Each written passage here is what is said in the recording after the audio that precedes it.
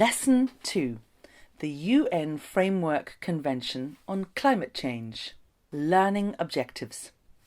At the end of this lesson, you will be able to recall the objective and guiding principles for the Convention, describe key provisions of and commitments under the Convention, name the arrangements established by the parties to provide financial support for the implementation of the Convention. The UN Framework Convention on Climate Change. Objective and guiding principles. Key provisions and commitments. Arrangements for financial support. Objective and guiding principles. The United Nations Framework Convention, UNFCCC, was adopted in New York on 9th of May 1992. It entered into force on 21st of March 1994. The UNFCCC is the central focus of global action on climate change. Objective.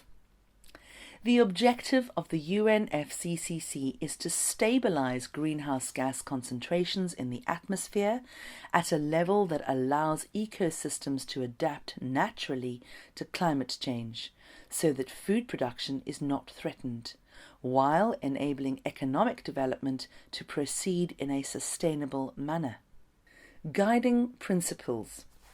The parties to the Convention are to be guided by a range of principles that reflect the understanding of global environmental responsibility, elaborated in the Rio Declaration on Environment and Development and Agenda 21, Article 3.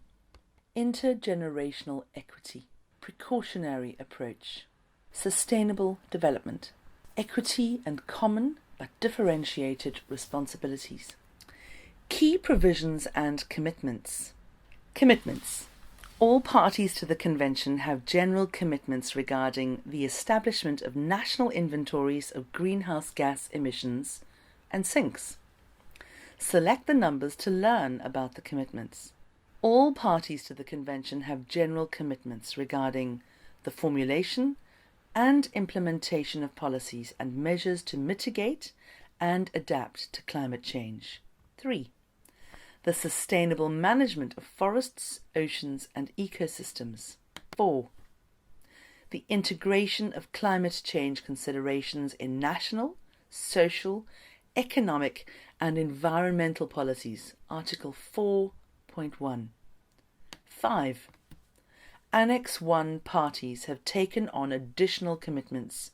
They are required to individually or jointly return their anthropogenic emissions to 1990 levels by 2000.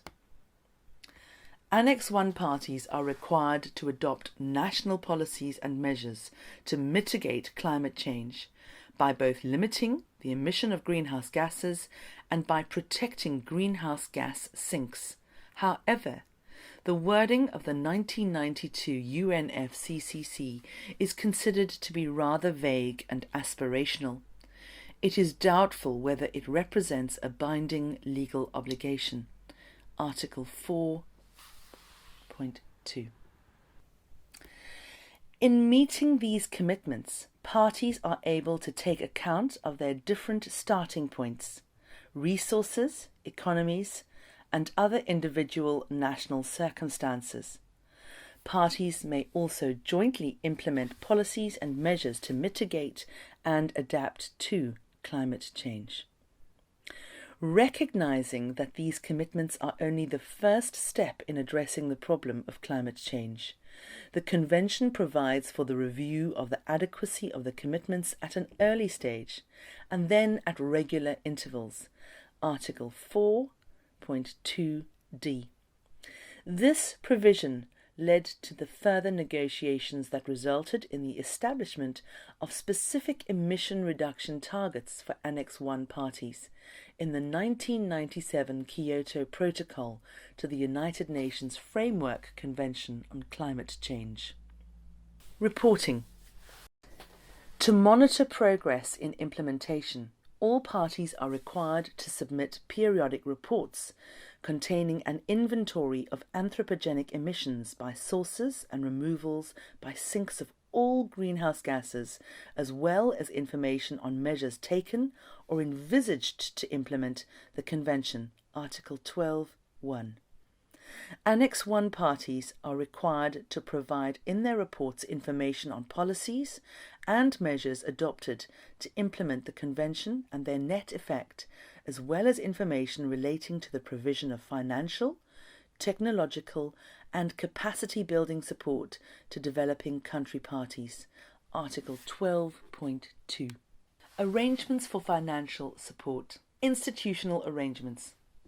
The Conference of the Parties, COP, is the governing body of the Convention and meets regularly to review the adequacy of commitments, progress in implementation and effectiveness of the Convention, and any related instruments it may adopt, such as the Kyoto Protocol. The COP also serves as the formal meeting of the parties, CMP, for the Kyoto Protocol. The first meeting of the CMP was held together with COP11 in November to December 2005.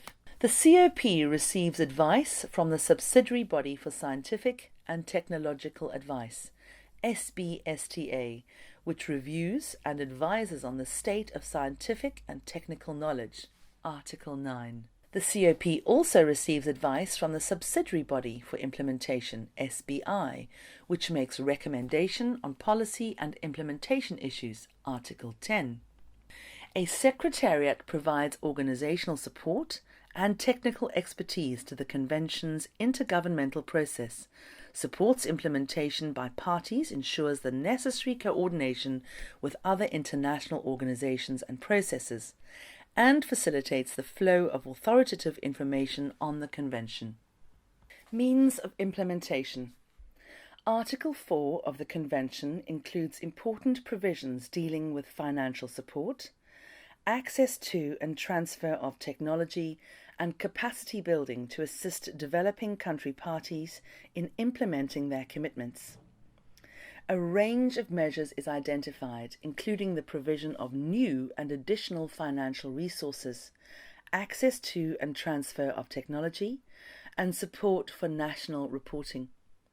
Article 4, (5) of the Convention states that the developed country parties shall take all practicable steps to promote, facilitate and finance, as appropriate, the transfer of or access to environmentally sound technologies and know-how to other parties, particularly developing country parties, to enable them to implement the provisions of the Convention. Financial mechanism. The Convention's financial mechanism, provided for in Article 11, is designed to be a major source of such funding. Its role is to provide financial resources, including for the transfer of technology, to developing countries on a grant or concessional basis. Who decides about the amount of money projects receive? Let's select the correct box. Is it independent financial institutions decide about the amount of money projects receive? Projects receive a standard amount of money defined by the COP. This mechanism is guided by and accountable to the COP, which decides on policies, program, priorities, and eligible criteria. The Convention states that the operation of the financial mechanism shall be entrusted to one or more international entities with an equitable and balanced representation of all parties within a transparent system of governance. The COP has designated the Global Environment Facility, GEF, an independent financial institution which provides grants to developing countries for environmental projects, and the Green Climate Fund, GCF, as the operating entities of the financial mechanisms. Funds. In July 2001, the COP created 3 new funds to further assist developing countries. The Special Climate Change Fund, SCCF, and the Least Developed Countries Fund, LDCF, have been established under the Convention to help developing countries adapt to climate change impacts, obtain clean technologies, and limit the growth in their emissions. The Kyoto Protocol requires a share of the proceeds from Clean Development Mechanism, CDM project activities to be utilized to assist developing countries that are particularly vulnerable to the adverse effects of climate change to meet the cost of adaptation. The COP7 established the Adaptation Fund, identified eligible activities, and decided that it would be mainly financed by a 2% levy of the proceeds from CDM projects once the Kyoto Protocol came into force. In 2012, it was agreed that international emissions trading and joint implementation would also provide the Adaptation Fund with a 2% share of proceeds for the second commitment period. The fund also receives contributions from governments and private donors. The Adaptation Fund funded the first project in 2010, and since then it has committed $200 million. The Secretariat is in Germany, and it is supervised and managed by the Adaptation Fund Board, composed of 16 members and 16 alternates.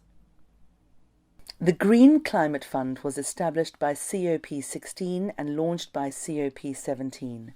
The purpose of the fund is to contribute to global efforts towards low-emission and climate-resilient development pathways.